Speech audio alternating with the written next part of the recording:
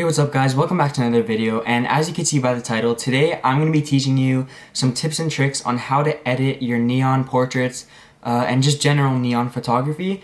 And I'm also going to be giving you guys a little bit of tips on some stuff that you could do and improve on while you're actually doing the shoot and taking the photos. So as you can see here, we're going to get started right away. I'm not going to try and ramble on too much. Obviously I want to give you guys as much information as possible. But I'm still going to keep this video short and sweet. Basically, the first thing you're going to notice here is this big lens flare on the left side of the frame. Basically what this is I held up a silver, just a regular silver CD, up to the lens and tried to get a reflection of the light from the neon signs on the right side of the frame. Obviously, as you can see behind my model, which by the way is Kyle, his name is Kyle, I'll leave all his social media below. So yeah, behind him you can see this brick wall, which obviously isn't very aesthetically pleasing, and it's just not valuable information that needs to be shown in the picture. So, like I said, held up the CD to the frame and tried to cover that brick wall up with some lens flare. Another thing you could use is, of course, like I said, a CD, some keys, some jewelry, if you have any like kind of any silver items especially work the best for to get the most reflection. Just be creative. Anything you can to hold up in front of the lens that will give you reflection, just mess around with it and see what you could do. So now in terms of editing, we're gonna jump straight into this here. So obviously I have my own preset which I created for specifically for my neon photos. I'm gonna kind of walk you through the settings of this preset, but just kind of a disclaimer, every photo is different. Your pictures are going to be different than mine, different colors, different settings, different situation. You can't just apply these exact settings to your photos and expect the best results. You're going to have to use your own judgment and kind of see what works best with what you have on your screen in your frame. So yeah, just be aware of that as you're watching this video. So the first thing you're going to notice here is that it's a bit underexposed. That's a bit of another tip. Always make sure I wouldn't want to say make sure you're underexposing, but make sure you're not overexposing. It's better to underexpose than to overexpose because you could always make it a bit brighter in post-production. Underexposing still allows you to manipulate the details of the picture, but overexposing just kind of gets rid of those details altogether. So we're going to go over to the exposure here. And for this picture, we're going to bring it up to about a 70.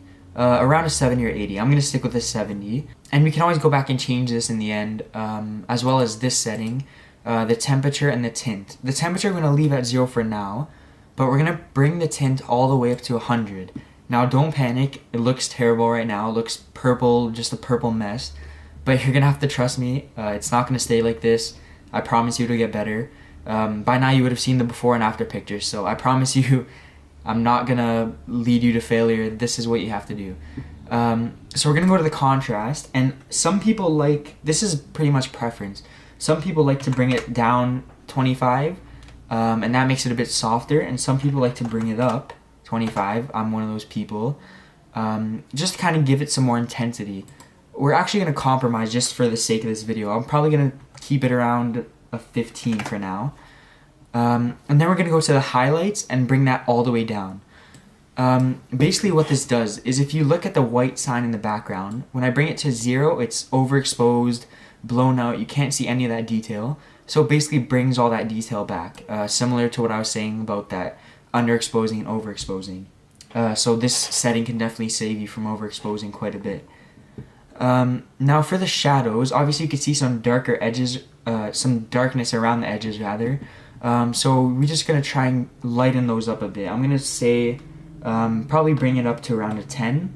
So just some subtle changes, nothing too crazy. We can actually bring that up to about a 15. Now we're going to go down to the vibrance over here, and we're going to bring that to about a 50. Now you're going to see a significant change here. I can undo that to show you again. It basically just intensifies all the colors, makes them pop. But it's not popping in the way that we want them to. Right now it's too blown out, too in your face, too harsh. So we can bring down some of that with our saturation. And we're going to bring down the saturation about -35. And as you can see, that lightens it up a bit, softens it up. And now we're going to go to probably the most important part of this, the color tabs here at the bottom, under the tone curves. You can also mess around with the tone curves, for example, bring up some of the dark spots, things like that. For the sake of this video, I'll actually do that to about a +10 on the darks. Like I said, you can always mess around with that afterwards. These highlights, lights, dark shadows, things like that, that's kind of up to you. But like I said, the important part here is the color. So basically what this does is it selects a specific color within the frame, and you can basically manipulate it to be desaturated, more saturated. You can change the hue, the luminance, things like that. So we're gonna mess with the reds here, and all we're gonna do is bring that down to about a -25 saturation. That just, these digits in the number, the 888, just kind of brings some harshness out of that, because obviously that's not the main focus of the photo. Don't want to draw too much attention to that. Now we're going to move on to the blues. Basically, you see these darker blues up above his head and kind of reflecting off his face, his jacket. We want to make that more of a baby blue turquoise color, just to give it some more aesthetics there, to kind of follow the vibe that I like to use with my neon photos. So we're actually going to bring the hue down to about -55. Again, you can play around with that. So you can see what that did there. Kind of made it more of a sharp baby blue. And then we're going to desaturate it by about a -10. Now we're going to switch over to the purple tab. Obviously, you can see the left side of the frame is pretty much all purple. Also, along the right side of his face, you can see that light reflecting off the side of his face there. So we're going to bring the hue of the purple down to a -90. And you can see there, that's a huge change. So that's probably the most important setting, obviously, if I had to choose one. Kind of gets rid of that purple completely, basically. And we're going to desaturate it by -50. So as you can see, it turns that harshness into basically a white. You can mess around with this if you don't want it to be too white. -40. You can just kind of change that however you want, but I'm going to stick with -50 for now. So you still get some of that pinkness / purpleness at these bricks over here, but the lens flare for the most part is white. And then we're gonna actually go down here to the sharpening tab, and also noise reduction tab. So you can kind of mess around with these tabs however you want. I'm personally not going to sharpen this image, but what I am going to do is go to the luminance and bring that to about a 20. Basically what it does, if you look at the left side of his face here, I'll undo that. Oh, sorry, if I just undo that there, you can see it kind of softens up the blemishes in his face and makes it less noticeable. Obviously, the last thing you want to do is over-exaggerate this setting. You want to make it look as natural as possible. So I'm actually even going to bring that down to probably about a 15 for this specific photo. And then you want to keep the detail at 50 and the smoothness on this setting, 50, 50. Yeah, so that should be good. All you want to do is just bring the luminance to about a 15 and leave everything else the way it is. The only last thing we are actually going to change is the color tab right here. And we're going to bring that to about a 25. And you can see, if you look at the bridge of his nose right here, you can see the change that does. All these little harsh shadows, especially on the pink part of this wall, it just kind of gets rid of those essentially. Makes it look a lot better. You can even probably bump that up to about a 35. But yeah, that's basically it. Now the last thing you can do here is mess around with the vignette. I personally love to put a lot of vignette on my neon photos because I don't really focus only on the face of my subject. You can see, of course, like I said, the lens flare, the signs in the back. So basically what a vignette does is kind of directs the viewer's eyes to the subject, while also at the same time not getting rid of everything else completely. So you'll see what I mean here. If I bring this down to about a -25, you can see it kind of adds that darkness around the edges to show, okay, this is my subject, look at him, but at the same time it doesn't take away from any of the flares or the neon colors, so it just kind of adds a more intense cinematic vibe rather to the picture as a whole. Now lastly, you can go up here, mess around with the temperature, exposure, anything you want to change. So this is best to do at the end because you can't really predict the temperature and the exposure before you mess around with every other setting. So I just personally like to do it at the end. So I'm going to bring the temperature down to about a honestly about a -1. I know it sounds like it doesn't make any difference, but if you look at his face here, it kind of adds a subtle, very subtle coolness to his face, which I personally like. Of course, you don't have to do that.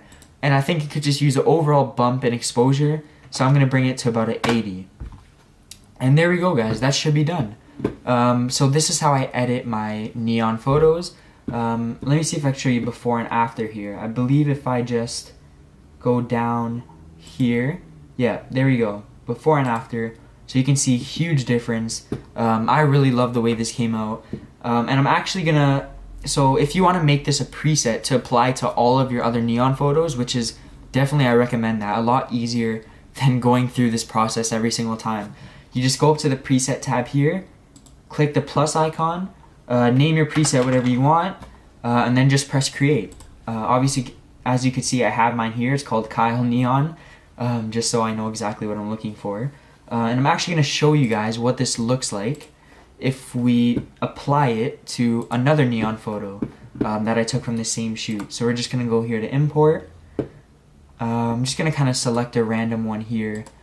Doesn't have to be anything in specific. Okay, so this photo, for example, pretty similar. It has the same flare, same aesthetic. Now, instead of having to repeat all those steps, just double click it, switch over to the develop tab, and just go over to this preset and apply. Now look at that, isn't that incredible? I honestly love this preset, guys. Like I said, it could look completely different on the pictures you take. One thing that you have to be aware of is obviously this preset and these settings really bring out the blues. So if your neon sign isn't blue and it's red or pink or green, instead of applying these settings to the blue tab, you want to apply them to the green or the yellow or whatever color it is. So obviously this is a very blue color oriented preset, and that's what I mean about using your judgment and just kind of using your own, I guess, opinion on what looks best for the picture that's on your screen, of course. I could show you what I mean here if I bring in another picture. So now, as you can see, this is not a blue neon sign, it's green.